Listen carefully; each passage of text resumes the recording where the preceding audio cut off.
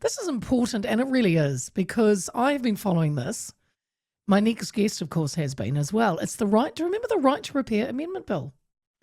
It aimed to make goods more durable, easier to fix, instead of just, your toaster breaks and or maybe something a bit bigger, your oven. And the manufacturer should see if they can fix it. Instead, maybe you just get a new one, a replacement. Well, the bill's been dropped. The bill got a lot of early support, including from consumers and some cross-party members. It passed through Select Committee with nearly all submitters backing its goals. Over time, though, compromise after compromise watered it down. The bill was limited to electronics over $100. Manufacturers were given years to adapt, and several amendments made it less ambitious. Then, New Zealand first pulled its backing, labelling it unworkable and too costly.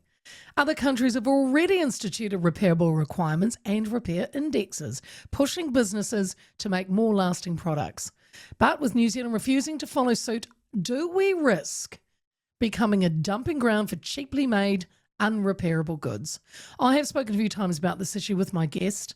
In our last conversation, there was a bit of hope.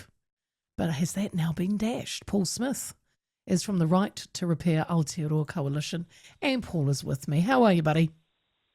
I'm good, thank you, Leah. To remind our listeners, Paul, can you briefly explain in plain terms what the Right to Repair Bill was trying to achieve? Sure, you gave quite a good summary then, actually. So what it's going to do, or what it would do, is amend our existing Consumer Guarantees Act that's been around since 1993 and gives us all our standard consumer rights to make sure that goods are of a good quality. And it would just strengthen our ability to choose to have goods that become faulty, to have them repaired. At the moment, that is an option in the Consumer Guarantees Act, sure. But there's a lot of clauses and things that mean manufacturers can get out of it if they want to. So if they don't want to repair something, they don't have to. Yeah. All this would do would just give us more of an ability to demand's probably a bit strong, I think, but to request that they repair it. Request, yeah, better word. So, Paul, when we have had our chats, there must have been a problem because otherwise the bill wasn't have been brought up. But how big of a problem is unrepairable or short-lived products in New Zealand right now? Well, I think there's a lot of, everybody's got a repair story or a non-repair story, I think, where they've had a product, and it's mainly electrical and electronic products, but you have something and a small part goes wrong and you don't have the option of repairing it because typically nobody carries the parts. So even a product that is within warranty, they don't try and repair it anymore because the system has become a point where it's just easier to replace the product and they don't carry any parts. And that means the knock-on effect is if something goes wrong down the line, you just can't get anything fixed. And it's been a sort of creeping change. I can remember the days, and it wasn't that long ago, when even Wellington had a couple of small appliance repair outfits. And they'd repair stuff, and it wouldn't be particularly expensive to do. But that sort of skill's being lost because those businesses are struggling to survive because they're not getting the support from the manufacturers.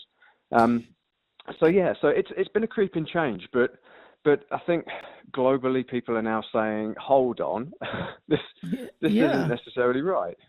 Well, because if we looked, how does New Zealand, Paul, compare to other countries who have already got repairability rules? I mean, we're so far behind. We've got nothing other than that thing in the Consumer Guarantees Act that generally gets ignored because you can ignore it. It's been it started about 5 years ago when France were one of the leaders, several US states, and they started passing very particular right to repair laws that basically try and correct it. And really all they say is, hey, if you're a manufacturer, you've got to support your products after you've sold them, should they become faulty. So you've got to provide repair information and you've got to provide spare parts. And then they sort of go further as well. So they say you can't just hoard repair to yourself. So you can't say we can repair it, but you've got to come to our own authorized repair. They've got to provide that information to consumers and to independent repair shops. So the whole idea is to say, if you provide this stuff, it makes repair more of an option, it's easier to access, and it's cheaper to do. And if you start doing that, then more people repair things, and we sort of changed that trajectory that we're currently on. So that started about 5 years ago overseas, Right. and they've made really good progress. We've made no progress. None.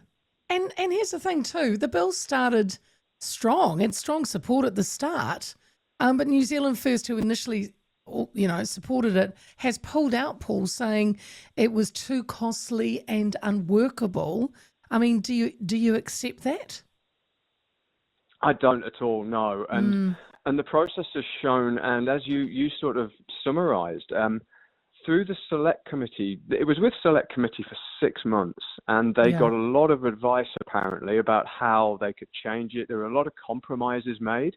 So the scope was a big issue because the Consumer Guarantees Act applies to everything you might buy. So they narrowed that down to say, okay, let's make it electric and electronic goods, and we'll limit the price to $100 and more. So we're not trying to cover all those cheap jugs and toasters. So they did a lot of work to compromise on this, and it got to a point where, as I think, as you said, it was watered down quite a bit, but it was a start, and those compromises actually made it quite workable. And if you're a manufacturer looking at it, you go, actually, this is not much more of an obligation than I've currently got. So there's not a lot of extra cost in there. There's not a lot of extra obligation. But then, so where do you think it came off the rails, they just then? pulled it. Well, I don't know. I don't know.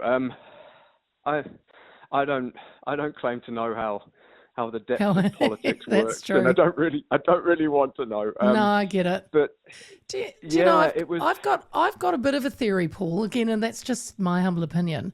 I wonder if it's because, it's a coalition government, and I know the likes of the ACT Party aren't keen on anything that looks like making more rules for businesses and manufacturers.